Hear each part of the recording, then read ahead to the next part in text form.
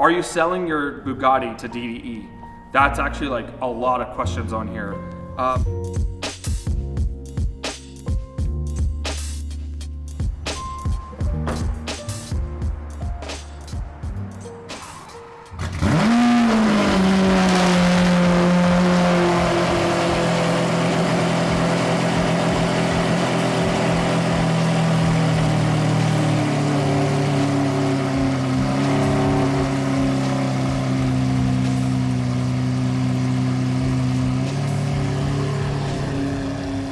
All right, guys, I want to make a video where we read some of the comments and I respond to them because I enjoy reading the comments. It's pretty fun, but I'm not like a keyboard warrior and I just go and just respond back to them. So I figured, why not just read some of the comments and just respond to them? You know, I think that'd be a great idea.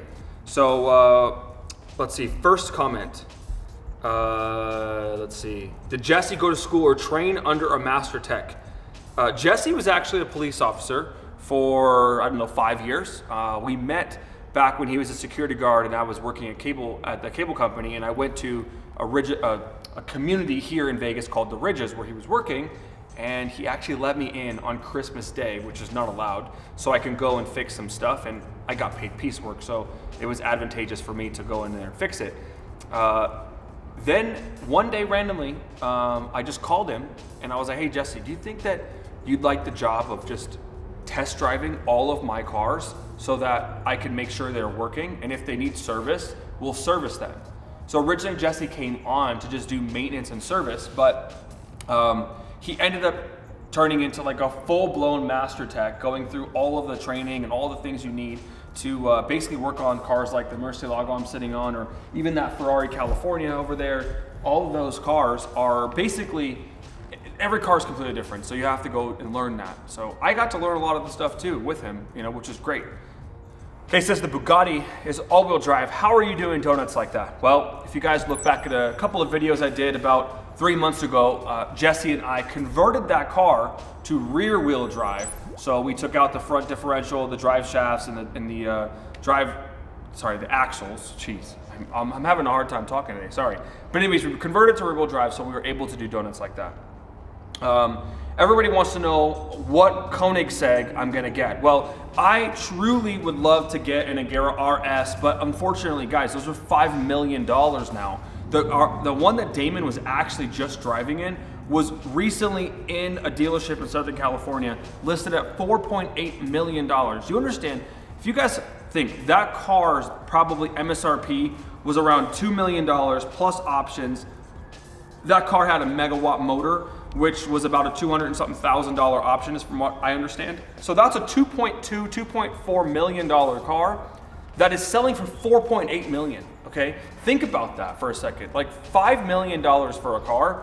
I'm gonna do some simple math. Let's say you put 20% down, which is $1 million, right? And then divided $4 million, divided by 72 months, with 0% interest, you'd have a $56,000 car payment monthly. Who has that kind of money to drive a car? Then if you drive it, let's say 1,000 miles, it's now worth 4.5 million. 2,000 miles, it's worth 3.5 million. Once you cross the 1,000-mile mark, you depreciate the car 20% automatically from what you paid. So you're really, really killing that car. So it's definitely not a car that I can afford. So I'm talking about $1 million Koenigsegg CCX. 2008 CCXs come 6-speed manual. I really want to get a manual car again. I really love the fact that you can use paddle shifters, and all the cars that I have around here have paddles, but manuals are just so much more, it's a more invigorating experience. It's a better experience to drive a manual car, period. Like, it's just more fun. Yeah, the car is not going to go as fast. If you guys want to go and get in a car that has a dual clutch with 1,000 horsepower and race me in a Koenigsegg, you're going to beat me. It's guaranteed. The shifting in a manual transmission compared to a dual clutch is not even a comparison, right? But that being said, there's the one that Doug DeMuro actually just reviewed is the car that I test drove. I wanted to buy. I made an offer on, and I wasn't able to get it. The guy wants a little bit too much, so I've waited. That was about 4 months ago. So I've waited to basically get this car at the value that I think is fair, because you have to understand we're at like the peak hypercar market right now. I mean, it's just hypercars are just going for so much money, and there's so many options on the table. I mean, Senna, Jesco, Agera, 918, the Chiron, the Veyron, all these cars are on the market. I mean, the P1s, there's so many cars available. So I think right now we're at the peak, and it's very dangerous to buy a hypercar at the moment. And it's part of the reason why I want to sell my hypercar right now, because I do believe that the value is going to drop. So CCX manual, black on black, that's the car I'm looking at. I'm going to make a bid on it at the RM Sotheby's. I think that's how you say that. There's an auction in the East Coast. I'm going to bid on that car. If I get it, I get it. If I don't, highly unlikely that car is going to sell at what the guy wants. So I'm going to wait another month or two and see if I can continue to bid on this car. I really, truly want that car. I love it so much. It doesn't drive that good, but I think with some of the modifications that I want to do to it, it's going to be amazing. Okay? Next question. Gotta get back on here.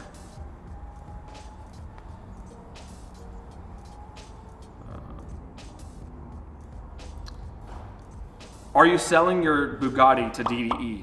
That's actually like a lot of questions on here. No, I'm not. And I think it would be crazy if Damon bought a hypercar.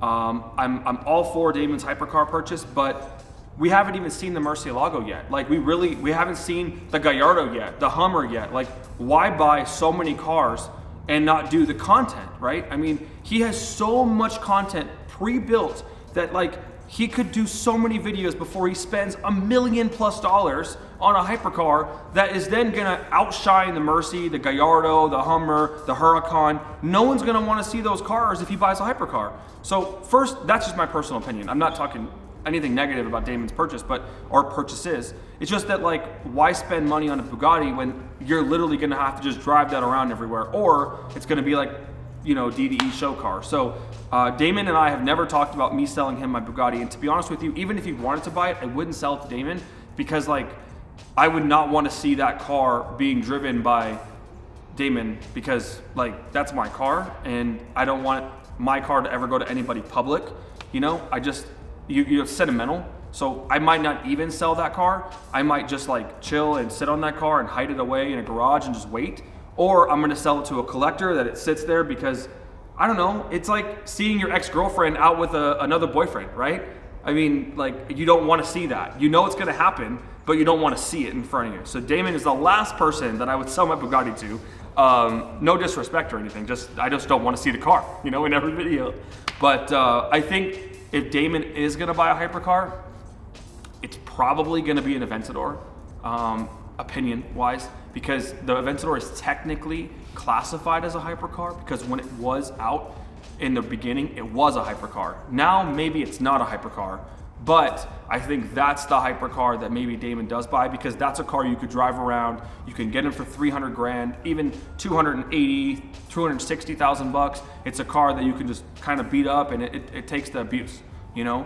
So maybe Damon buys that, I'm not sure. You know, I don't know what other hypercar would really be able to just drive recklessly. I mean, a 918, but those are 1.5 million. I mean, the 918 with 10,000 miles on it in Colorado that Aaron Palos said is 1.3 million asking.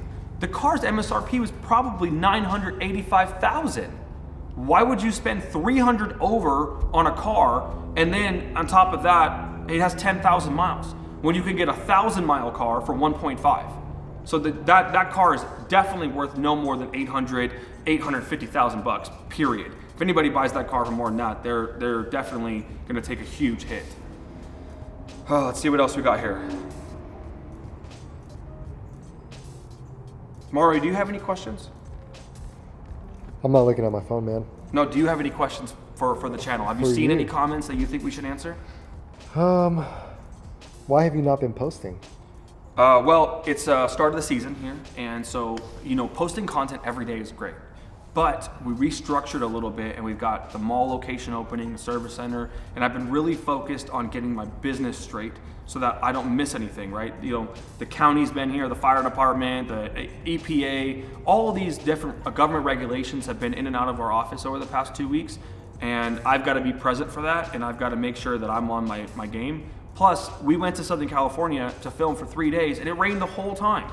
So vlogging just sucks when it's raining. I mean, there's nothing to do, right, when it's raining. I mean, you can go out there, but the camera gets wet, and I don't know, I want to make good quality stuff. I don't want to just kind of throw stuff together just to post a video, if that makes sense. So now the weather's great. It's 72 degrees outside. We're definitely gonna go out this weekend and have an amazing time. My Lotus is done. I'm waiting for the front clam to be finished painted, because I upgraded it to that one right there. So when we bought this Lotus, so Mario, turn around. I upgraded to that front clam right there, so I'm super pumped about that. So I'm getting the new 2010 version on my car, and we're gonna put that on today, and I'm gonna be driving that. Then the Gallardo, the final parts, all my brand new turbo kit that I just got from Dallas Performance. We upgraded the UGR stuff, so that UGR stuff's on eBay. If anybody has an old Gallardo, the 04 to 08, that stuff's on eBay. It's a really, really good deal.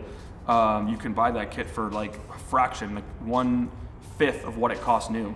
And it's all good stuff. I had it ceramic coated and everything too. So that's why I haven't been posting, because I want to get good content out and I want to like do it right, you know? The service center? Service center is good, man. Service center is just waiting for the final fire inspection. I thought we were gonna have it open already, but final fire inspection is pushing us back. Let's see what else. I don't know. I think you pretty much answered everything. Pretty much covered it. Someone says the CCX is cute, but the Agera S is where it's at.